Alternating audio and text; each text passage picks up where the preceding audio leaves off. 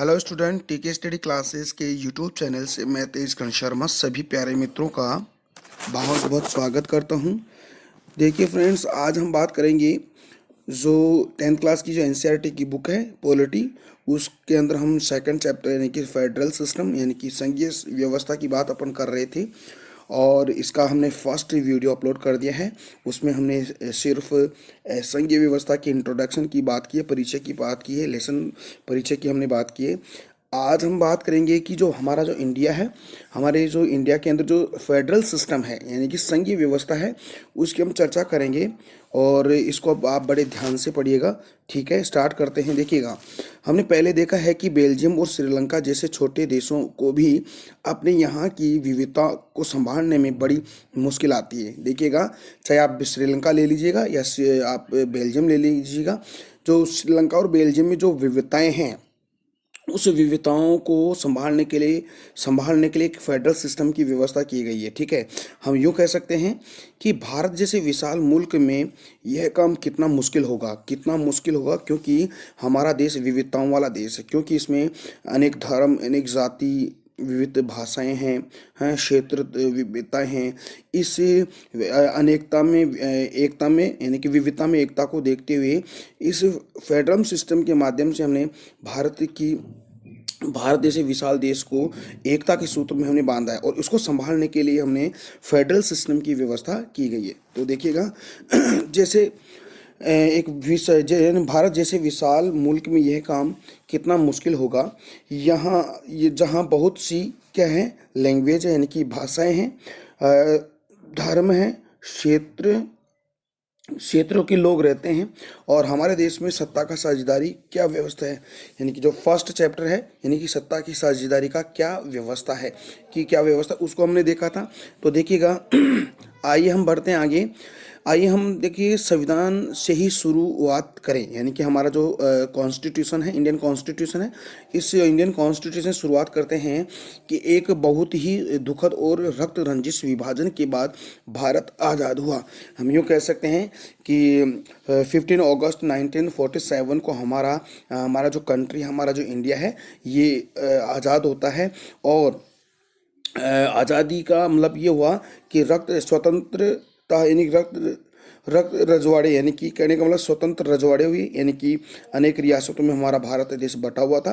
तो उसको हम देख लेते हैं। देखिएगा, आज़ादी के बाद कुछ समय बाद ही हमने स्वतंत्र रजवाड़ों भारत में विलीन हो गए, यानी कि 564 रियासतों को एक करके संघ बनाया, फिर हमारा एक देश बना, कंट्री बना। ठीक है, इंडिया बना है। भारतीय संविधान ने भारत को राज्यों का संघ घोषित किया, यानी कि भारतीय संविधान में ने भारत को राज्यों का एक संघ घोषित किया गया। जिसे हम जो अपना संविधान का पार्ट फर्स्ट है, उसमें हमने भारत यानी कि संघ राज्यों यानी कि अनेक राज्यों को मिलाकर एक संघ बनाया गया। उस संघ से ही हमारा देश बना है, यानी कि इंडिया बना है।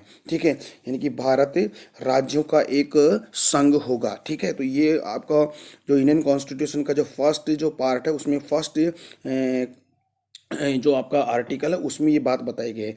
क्या बताई गई है कि भारत राज्यों का एक संघ होगा। तो सबसे पहले हमारे भारत में संघ बना, और संघ के साथ ही हमने फिर एक कंट्री बनाया। ठीक है, तो देखिएगा, इसमें संघ शब्द नहीं आया है, पर भारतीय संघ का जो गठन है संघीय शासन व्यवस्था के सिद्धांत पर लागू हुआ, यानी कि संघीय सिद्धांत से हुआ, यानी कि संघीय सिद्धांत पर लागू हुआ हमारा देश। ठीक है, आइए, हमने ऊपर संघीय व्यवस्था की जिन 7 विशेषताओं का जिक्र किया था, हमने पिछले अध्याय में हमने सॉरी इससे पिछले वीडियो में हमने जो संघीय व्यवस्था है, उस संघीय व्यवस्था की 7 विशेषताओं का हमने जिक्र किया था।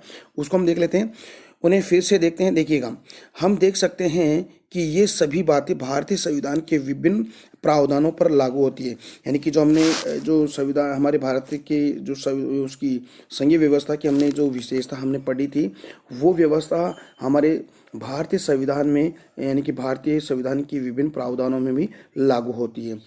संविधान ने मौलिक रूप से 2 स्तरीय शासन व्यवस्था का प्रावधान किया है। हमारा जो इंडियन कॉन्स्टिट्यूशन है, जो फेडरल सिस्टम मान लीजिएगा, यानी कि फेडरल सिस्टम में हमने जो दो स्तरीय शासन व्यवस्था का प्रावधान किया है, यानी कि एक तो संघ और एक प्रांत। यानी संघ का मतलब हो गया आपका जो केंद्र को हम कह सकते हैं, और प्रांत यानी कि जो प्रांत या राज्य, प्रांत को क्या कह सकते, राज्य। इसका मतलब फेडरल, यानी कि हमारे इंडिया की जो पावर है, यानी कि जो शक्ति है, उसको हम दो भागों में डिवाइड हमने कर रखा है, एक तो केंद्र सरकार में और एक राज्य सरकार में। तो इसी को हम फेडरल सिस्टम बोलते हैं। ठीक है, मैंने आपको पिछले वाले वीडियो में बताया था कि फेडरल सिस्टम क्या होता है, इसकी डेफिनेशन क्या होती है, वो हमने बात कर ली है। अगर आपने नहीं पढ़ा है तो प्लीज़ आप फर्स्ट वीडियो को देखिएगा, फिर आप सेकंड वीडियो को बिल्कुल आसानी से पढ़ सकते हो और आपको बिल्कुल समझ में भी आ जाएगा। ठीक है, तो कहने का मतलब है कि फेडरल सिस्टम यानी कि हमारी जो संघीय जो दो स्तरीय शासन व्यवस्था है, दो स्तरीय शासन व्यवस्था की हमने बात कर ली है। एक तो आपका सेंट्रल गवर्नमेंट यानी कि संघ सरकार, एक स्टेट गवर्नमेंट यानी राज्य सरकार। इसके अलावा हमने तीसरा भी पार्ट किया है, यानी कि स्थानीय स्वशासन। ठीक है, स्थानीय स्वशासन में हम नगरीय निकाय और अपने जो ग्रामीण क्षेत्र में आता है स्थानीय स्वशासन में, जैसे ग्रामीण स्थानीय स्वशासन में हम देख सकते हैं ग्रामीण के अंदर यानी कि ग्राम पंचायत, पंचायत समिति और जिला परिषद। हम जो अपना नगरीय निकाय में देख सकते हैं नगर पालिका, नगर निगम और नगर परिषद। तो हम आगे आप बात करेंगे तो यानी कि शक्तियों का बंटवारा तीन स्तर पर हो चुका है, इसलिए इसको संघवाद कह सकते हैं। लेकिन हमने जो दो स्तरीय शासन व्यवस्था की हम बात करेंगे, हम सेंट्रल गवर्नमेंट की और स्टेट गवर्नमेंट की हम बात करेंगे। तो आई होप डियर स्टूडेंट आपको ये चीज़ें समझ में आ रही है। ठीक है, आगे बात करते हैं। देखिएगा, इसके बाद हम देखते हैं, देखिएगा केंद्र सरकार को पूरे भारतीय संघ का प्रतिनिधित्व करना था, यानी कि हमारे जो सेंट्रल गवर्नमेंट है, तो उस सेंट्रल गवर्नमेंट को पूरे भारत का प्रतिनिधित्व करना था। बाद में पंचायतों और नगर पालिकाओं के रूप में संघीय शासन का एक तीसरा स्तर भी जोड़ दिया गया। तो तीसरा स्तर जोड़ दिया गया। फर्स्ट हमने जो पहला स्तर था वो हमारी यानी कि केंद्र सरकार, ठीक है, यानी कि केंद्र सरकार हो गया। ठीक है, दूसरा हमारी प्रांतीय सरकार यानी कि राज्य सरकार की हम बात कर सकते हैं, राज्य सरकार। और जो थर्ड सेक्टर है इसका, थर्ड सेक्टर है आपका यानी कि स्थानीय स्वशासन। क्या है? स्थानीय स्वशासन, स्थानीय स्थानीय स्वशासन। ठीक है, तो स्थानीय स्वशासन को भी हम फ्रेंड्स दो भागों में डिवाइड हम कर सकते हैं। एक तो अपना आपका ग्रामीण क्षेत्र और एक नगरीय निकाय। ग्रामीण के अंदर हम देख सकते हैं ग्राम पंचायत, देखिएगा ग्राम पंचायत, पंचायत समिति और एक जिला परिषद है। ठीक है, और इसके बाद हम देखते हैं सेकंड है आपका नगर पालिका, नगर निगम और नगर परिषद। ठीक है, तो उसको हम देख लेते हैं। देखिएगा, बाद में पंचायतों और नगर पालिकाओं के रूप में संघीय शासन का एक तीसरा रूप भी हमने जोड़ा है। किसी भी संघीय व्यवस्था को संघीय व्यवस्था की तरह अपने यहाँ भी तीन स्तर की शासन व्यवस्था को अपने अलग अलग अधिकार क्षेत्र है। संविधान में स्पष्ट रूप से केंद्र और राज्य सरकार के बीच विधायी अधिकारों को तीन हिस्सों में बांट दिया गया है। और वो तीन हिस्से हैं, यानी कि हम तीन सूची हम कह सकते हैं। यानी कि फर्स्ट यानी कि जो तीन सूची कौन कौन सी हो सकती है? संघ सूची, राज्य सूची और समवर्ती सूची। ठीक है, संघ सूची पर हम सेंट्रल गवर्नमेंट इसका लॉ बनाती है, कानून बनाती है। जो आपकी राज्य सूची है, राज्य सूची पर जो आपका स्टेट गवर्नमेंट कानून बनाती है, और समवर्ती सूची पर स्टेट गवर्नमेंट और सेंट्रल गवर्नमेंट दोनों मिलाकर काम करती है। और एक चौथी सूची अवशिष्ट सूची है। उस अवशिष्ट सूची में केंद्र सरकार और राज्य सरकार दोनों मिलाकर सेंट्रल गवर्नमेंट इस पर कानून बना सकती है। जो संघ सूची, राज्य सूची और समवर्ती सूची में कोई विषय नहीं आया है, उसके अंदर यानी कि अवशेष सूची में इसको हम डाल सकते हैं, इन विषयों को, सब्जेक्ट को। ठीक है, तो ये हमने देख लिया है। अब हम देखते हैं कि संघ सूची, जो संघ सूची में कौन कौन से विषय आते हैं उसकी हम चर्चा करेंगे। देखिएगा, संघ सूची में हम कह सकते हैं कि विषय हो सकता है, एक तो प्रतिरक्षा हो सकती है, विदेशी मामले हो सकते हैं, बैंकिंग सिस्टम होता है, संचार है, मुद्रा जैसे राष्ट्रीय महत्व के विषय होते हैं। ये सारे के सारे आपके संघ सूची के अंदर आते हैं। ठीक है, तो इसको याद रखिए, बहुत इंपॉर्टेंट है। यानी संघ सूची के कौन कौन से सब्जेक्ट्स हो सकते हैं? सब्जेक्ट्स हो सकते हैं आपके जो प्रतिरक्षा है, विदेशी मामले होते हैं, बैंकिंग व्यवस्था और संचार, और आपका क्या है, आपकी जो मुद्रा है, ठीक है, वो भी हो सकती है। इसको देखते हैं आगे। देखिएगा, राष्ट्रीय महत्व के विषय हैं। पूरे देश के लिए इन मामलों पर एक तरह की नीति की जा सकती है, यानी कि इन जो ये सब्जेक्ट हैं उन पर पूरे देश के लिए एक ही तरह की नीतियाँ हम बना सकते हैं। और इस कारण इन विषयों की सूची सूची को इस कारण इन विषयों को संघ सूची में डाला गया है। संघ सूची में वर्णित विषयों के बारे में कानून बनाने का अधिकार सिर्फ सेंट्रल गवर्नमेंट का ही है। तो डियर स्टूडेंट, आप याद रखिएगा कि संघ सूची पर जो कानून बनाने का काम हमारी सेंट्रल गवर्नमेंट यानी कि हमारी केंद्र सरकार ही करती है। और इसमें जो विषय हैं उनको हम देख लेते हैं। प्रतिरक्षा, विदेशी मामले, बैंकिंग, संचार, मुद्रा जैसे राष्ट्रीय महत्व के जो विषय आते हैं आपके सेंट्रल गवर्नमेंट के, वो आपकी संघ सूची में आते हैं। और सेंट्रल गवर्नमेंट ही इन पर क्या कर सकती है, कानून बना सकती है। तो आई होप डियर स्टूडेंट ये चीज़ें आपको समझ में आ रही है। ठीक है, हम बढ़ते हैं आगे। अब सेकंड सूची हम बात करते हैं, यानी हम कह सकते हैं राज्य सूची की अगर बात करें तो राज्य सूची पर जो हमारा कानून बनाती है हमारी राज्य सरकार बनाती है।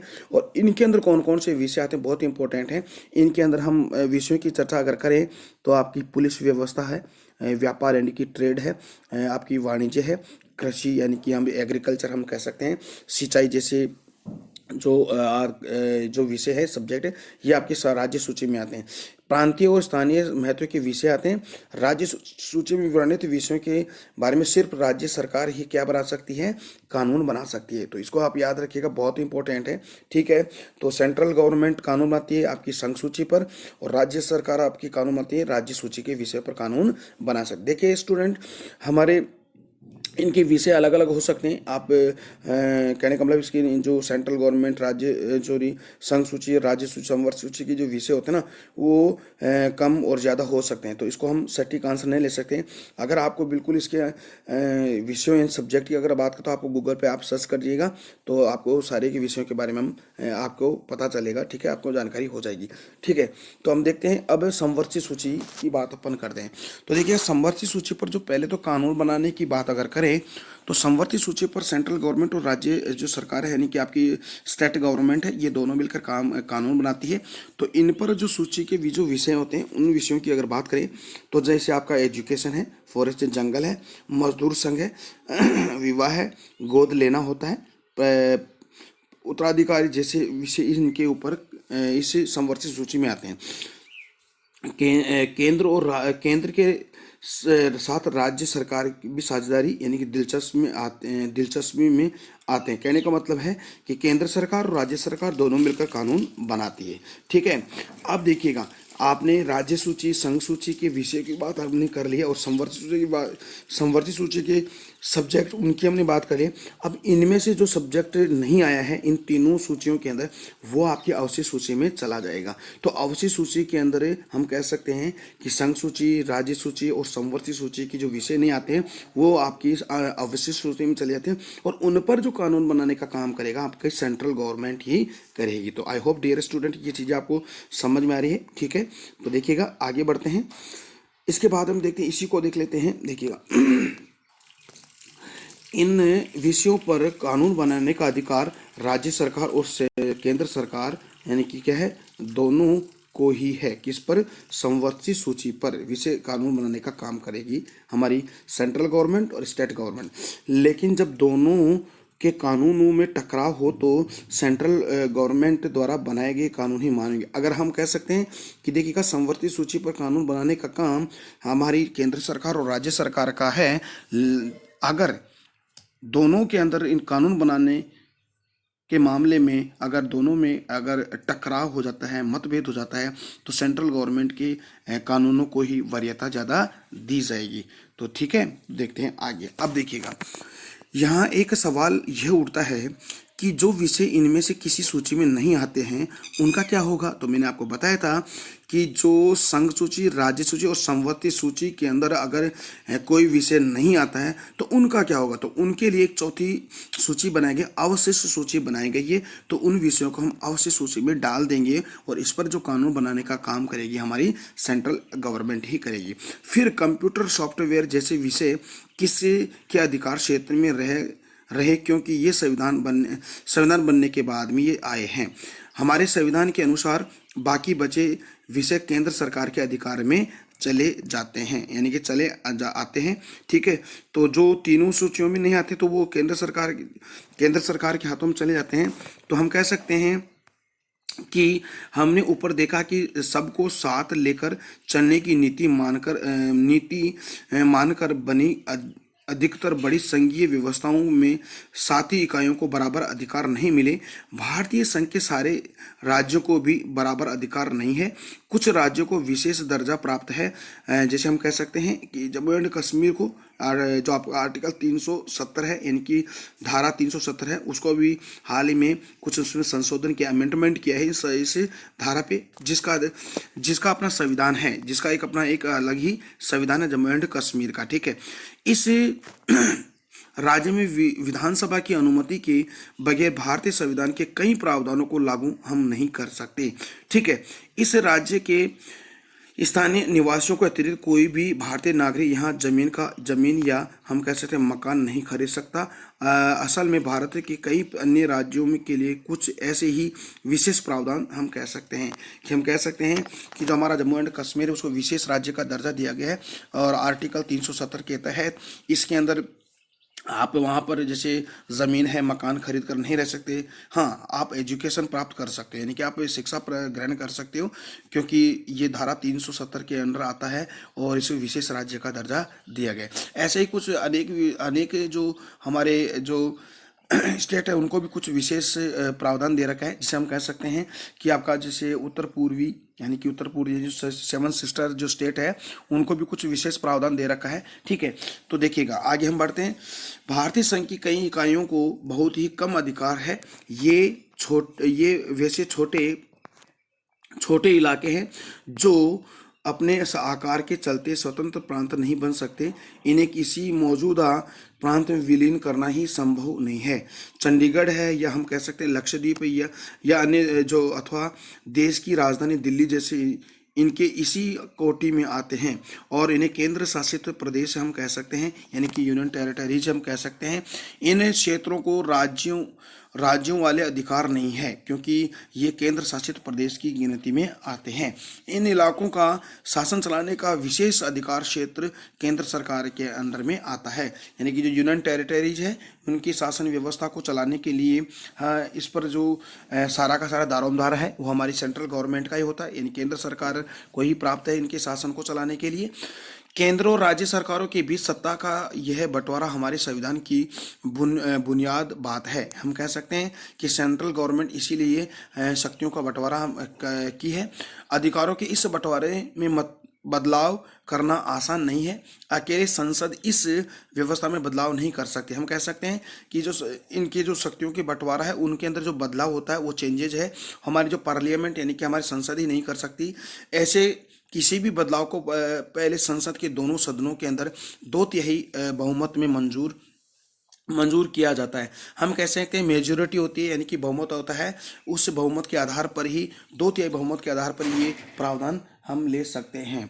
ठीक है, फिर हम कैसे कहेंगे कि जैसे जो बहुमत होता है मेजोरिटी वो 3 प्रकार की होती है, यानी हम कैसे साधारण बहुमत है, एक विशेष बहुमत है, एक इफेक्टिव यानी कि प्रभावी बहुमत, यानी सिंपल मेजोरिटी, इफेक्टिव मेजोरिटी और स्पेशल मेजोरिटी। तो इन तीनों मेजोरिटी में जो आपका जो विशेष जो बहुमत होता है, स्पेशल जो बहुमत होता है, उसके आधार पर ही हम इसके जो यूनियन टेरिटरीज की जो स्टेट हैं उन पर हम काम कर सकते हैं। फिर कम से कम आधे राज्यों के विधान सभाओं को उसे मंजूरी करवाना होता है। और हम कह सकते हैं कि जो आपका जो 2/3 बहुमत होता है, एक जो स्पेशल जो बहुमत होता है, मेजोरिटी होती है, उससे हम इसके अलावा आधे राज्यों की सहमति हम ले सकते हैं। जैसे हम कह सकते हैं कि जैसे जो विशेष बहुमत होता है उसको हम एक बार अलग तरीके से अगर हम समझें, जैसे हम कहें कि जैसे दो राज्यों, एक राज्य है उसका क्षेत्रफल बड़ा है तो उसको अलग करके दो राज्य हम बनाना चाहते हैं। तो दो राज्यों यानी कि एक राज्य को तोड़कर दो राज्य बना सकते हैं। यह सीमा निर्धारण करने का काम है वो आपका विशेष बहुमत के आधार पर ही हो सकता है, यानी दो तिहाई बहुमत के आधार पर हो सकता है। यानी कि पहले तो आपकी जो संसद है, पार्लियामेंट है, उसमें ये प्रस्ताव पारित किया जाएगा, या आप लोकसभा में कर सकते हो या राज्यसभा में कर सकते हो। इसके साथ ही इन दोनों में पारित होने के बाद में आधे से अधिक राज्यों की सहमति के आधार पर ही ये काम हो सकता है, यानी कि एक राज्य अलग बनाया जा सकता है, या उसकी सीमा निर्धारण हम कर सकते हैं, या नाम चेंज हम कर सकते हैं। तो आई होप स्टूडेंट आपको ये बातें समझ में आ रही है। ठीक है, अब बात करते हैं आगे।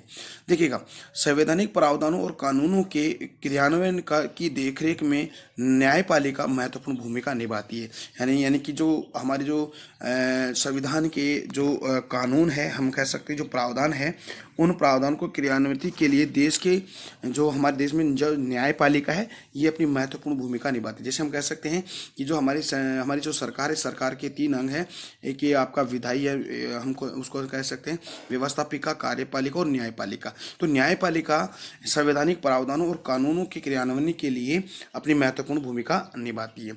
शक्तियों के बंटवारे के संबंध में कोई विवाद होने की हालत में फैसला उच्च न्यायालय ले सकता है, या आपका सर्वोच्च न्यायालय यानी कि HC हाई कोर्ट या सुप्रीम कोर्ट ले सकता है। ठीक है, सरकार चलाने और अपनी जिम्मेवारियों का निर्वाह करने के लिए जरूरी राजस्व की उगाही के संबंध में केंद्र और राज्य सरकार को कर लगाने और संसाधन जमा कराने के अधिकार भी दिए रखे हैं।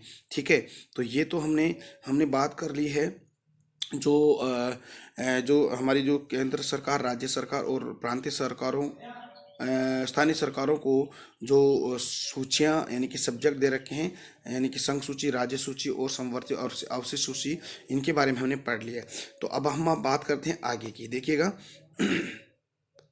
देखिएगा, संघीय व्यवस्था कैसे चलती है, यानी कि हम जो फेडरल सिस्टम है, ये फेडरल सिस्टम कैसे चलता है, उस फेडरल सिस्टम की हम बात करेंगे। ठीक है, अब हम बात करेंगे कि जो संघीय व्यवस्था है कैसे चलती है हमारे भारत में, क्योंकि इससे पहले जो टॉपिक था वो भारत में संघीय व्यवस्था के बारे में थी। ठीक है, तो संघीय व्यवस्था के बारे में हमने पढ़ा था। अब देखिए, संघीय व्यवस्था के अनुसार हमारा जो भारत का जो शासन चलता है वो उसकी हम बात करेंगे। देखिएगा कि संघीय व्यवस्था के कारगर कामकाज के लिए संवैधानिक प्रावधान जरूरी है, पर इतना ही पर्याप्त नहीं है कि अगर भारत में संघीय शासन व्यवस्था कारगर हुई है तो इसका कारण सिर्फ संवैधानिक जो प्रावधान है, संवैधानिक प्रावधानों के प्रावधानों भर का होना नहीं है। भारत में संघीय व्यवस्था की सफलता का मुख्य श्रेय यहाँ की लोकतांत्रिक राजनीति के चरित्र को देखना होगा। यानी कि इंडिया की जो डेमोक्रेसी जो पॉलिटी है, यानी कि राजनीतिक लोकतांत्रिक राजनीति के चरित्र को देखना होगा। इसी से हम कह सकते हैं कि जो संघवाद की भावना, विविधताओं का आदर और संघ साथ रहने की इच्छा का हमारे देश के साझा आदर्श के रूप में स्थापित होना सुनिश्चित हुआ। आइए कुछ प्रमुख बातों पर गौर करें जिसमें पता चलता है कि यह काम का किस तरह हो पाएगा। हम बात करेंगे कि सबसे पहले जो हमारी जो भाषाई जो राज्य है, कि हम कह सकते हैं कि जो हमारे रियासतों को एकीकरण के बाद में हमने जो राज्यों को डिवाइडेशन राज्य बनाए हैं, है ना, तो उनमें भाषा के आधार पर सबसे पहले राज्य बनाए हैं, तो उसकी हम चर्चा करते हैं। देखिए, भाषाई राज्यों की अगर बात करें तो देखिए, भाषा के आधार पर प्रांतों का गठन हमारे देश की लोकतांत्रिक राजनीति के लिए पहली और एक जटिल परीक्षा थी। भारत ने सन 1947 में लोकतंत्र की राह पर अपनी जीवन यात्रा शुरू की थी। उक्त वक्त से लेकर यानी कि समय से लेकर 2013 तक का अगर आप राजनीतिक चरित्र देखें तो इस अवधि में आए बदलावों को देखकर एक बारगी आप आश्चर्यचकित रह जाओगे। अनेक पुराने प्रांत गायब हो गए और कई नए प्रांत बन गए। कई प्रांतों को की सीमाएं, क्षेत्र और नाम बदल गए। तो अभी अब आपको मैंने बताया था कि जो सीमाएं हैं, नाम बदलना है ना, क्षेत्रों को कम करना है, बढ़ाना है ना, नए प्रांत बनाना है। तो ये है हमारी सेंट्रल गवर्नमेंट की जो 2/3 बहुमत है, यानी कि आपका जो स्पेशल मेजोरिटी है उसके अकॉर्डिंग हम कर सकते हैं। ठीक है। तो 1947 से लेकर 2013 के मध्य हमारे देश के अंदर अनेक राज्यों का नाम बदला भी है, उनकी सीमाओं का को चेंजेस किया है और क्षेत्रफल को कम भी किया है और बढ़ाया भी है। जैसे 2014 के अंदर 2 जून 2014 को हमारा जो आंध्र प्रदेश से आंध्र प्रदेश को तोड़कर एक नया राज्य बनाया है, यानी कि तेलंगाना। तो उस तेलंगाना को हम यहाँ पर स्पेशल जो मेजोरिटी है, यानी कि 2/3 बहुमत, उसके आधार पर हमने बनाया है। ठीक है। देखिएगा, हम कह सकते हैं कि नए राज्यों को बनाने के लिए 1950 के दशक में भारत के कई पुराने राज्यों की सीमाएं बदली। ऐसा यह सुनिश्चित करने के लिए किया गया कि एक भाषा बोलने वाले लोग एक राज्य में आ गए। इसके बाद कुछ अन्य राज्यों का गठन भाषा के आधार पर नहीं बल्कि संस्कृति, यानी कि कल्चर, उसका कल्चर है, भूगोल यानी कि उसकी ज्योग्राफी है, और एथनिसिटी यानी कि जातीयताओं की विविधता को रेखांकित करने और उन्हें आदर देने के लिए भी किया है। इनमें नागालैंड है, उत्तराखंड और झारखंड जैसे राज्य शामिल है। ठीक है। देखिएगा, जब एक भाषा के आधार पर राज्यों के गठन की बात उठी तो कई राष्ट्रीय नेताओं को डर था कि उससे देश टूट टूट जाएगा। केंद्र सरकार ने इसी के चलते राज्यों का पुनर्गठन कुछ समय के लिए टाल दिया था, पर हमारा अनुभव बताता है कि भाषावार राज्य बनाने से देश ज़्यादा एकीकृत और मजबूत हुआ। इससे प्रशासन में भी पहले की अपेक्षा कहीं ज़्यादा सुविधाजनक हो गई। तो हम कह सकते हैं कि जो हमारे राज्य बने हैं, तो हमारा जो राज्यों का जो गठन हुआ है वो भाषा के आधार पर ही हुआ है। ठीक है। तो 1956 में पहला राज्य भाषा के आधार पर बना था। हमारा जो हमारा जो आंध्र प्रदेश है वो बना। तो हम देखेंगे आज आगे देखिएगा। तो आप इसको मैप को देखिएगा, बिल्कुल मैप को आप ना जूम करके देखिएगा इसको। तो मैं इसको जूम करके दिखा देता हूँ आपको, इसमें स्पष्ट दिखाई नहीं दे रहा। तो आप अपनी जो एनसीईआरटी की बुक है पॉलिटी, इसके अंदर जाके आप उसको देख सकते हैं। ठीक है। तो भाषा के आधार पर राज्यों का गठन हुआ है। ठीक है, आगे बढ़ते हैं।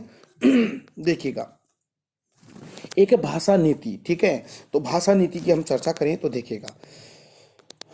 देखिएगा भारत के, देखिए मैंने आपको बताया कि भाषा के आधार पर राज्य, भाषा की नीति के आधार केंद्र राज्य और संबंधों की बात भी हम करेंगे आगे।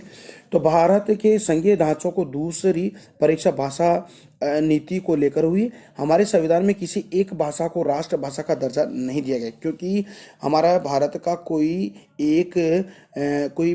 राष्ट्रीय भाषा नहीं है ना।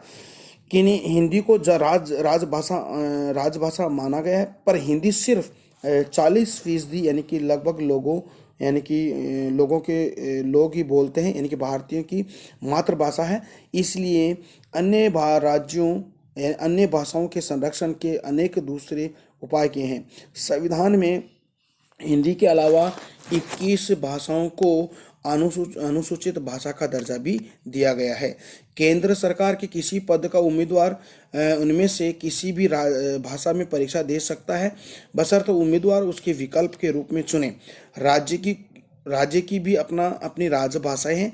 राज्यों का अपना अधिकांश काम अपनी राजभाषा में ही होता है। जिसे हम कह सकते हैं, श्रीलंका की अगर बात करें तो देखिए, श्रीलंका के ठीक उलट हमारे देश के नेताओं ने हिंदी के उपयोग को बढ़ावा देने के मामले में बहुत सावधानी भरा व्यवहार किया है। संविधान के अनुसार सरकारी कामकाज की भाषा के तौर पर अंग्रेजी का प्रयोग 1965 में बंद हो जाना चाहिए था, पर अनेक गैर हिंदी भाषी प्रदेशों में मांग की कि अंग्रेजी का प्रयोग जारी रखा जाए। तमिलनाडु में तो इस मांग को उग्र रूप में भी ले लिया। केंद्र सरकार ने हिंदी के साथ साथ अंग्रेजी को भी राजकीय कामों में प्रयोग की अनुमति देकर इस विवाद को सुलझाया है। अनेक लोगों का मानना था कि इस समाधान में अंग्रेजी भाषी को लाभ पहुंचेगा। राजभाषा के रूप में हिंदी को बढ़ावा देने की भारत सरकार की नीति बनी हुई है। पर बढ़ावा देने का मतलब यह नहीं है कि केंद्र सरकार उन राज्यों पर भी हिंदी को थोप सकते हैं। तो हम कह सकते हैं कि भारत की जो मातृभाषा हिंदी है, उसके साथ साथ हम अंग्रेजी को भी प्रयोग में ले रहे हैं। यहाँ कई लोग कोई और भाषा बोलते हैं। भारतीय राजनेताओं ने इस मामले में जो लचला रुख अपनाया, उसी से हम श्रीलंका जैसी स्थिति में पहुंचने से बच गए हैं। ठीक है।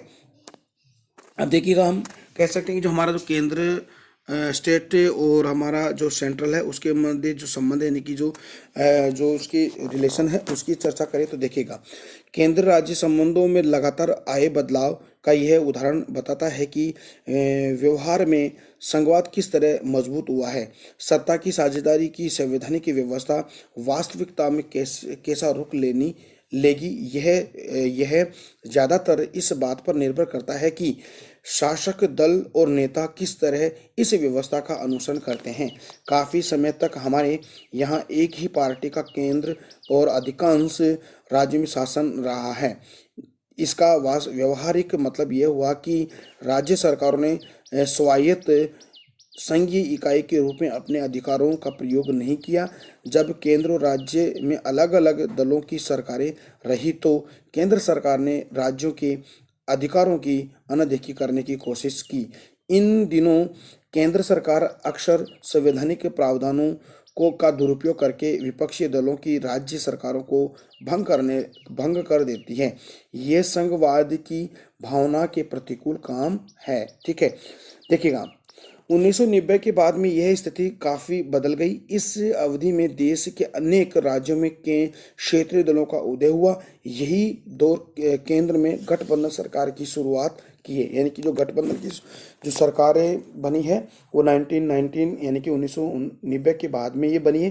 क्योंकि किसी एक दल को लोकसभा में स्पष्ट बहुमत नहीं मिला, इसीलिए प्रमुख राष्ट्रीय पार्टियों को क्षेत्रीय दलों में समेत अनेक पार्टियों का गठबंधन बनाकर सरकार बनानी पड़ी है। कहने का मतलब है, गठबंधन सरकार क्या होती है कि जैसे मान लीजिएगा, आपकी लोकसभा में अगर किसी दल को स्पष्ट बहुमत नहीं मिलता है, तो स्पष्ट बहुमत लेने के लिए, यानी कि प्रभावी, यानी कहने का मतलब है कि स्पष्ट बहुमत लेने के लिए क्या करती है कि अनेक जो पार्टी है उससे हाथ मिला लेती है, तो उसको हम गठबंधन कह सकते हैं। तो उसके आधार पर जो सरकार बनती है उसको गठबंधन सरकार हम कहते हैं।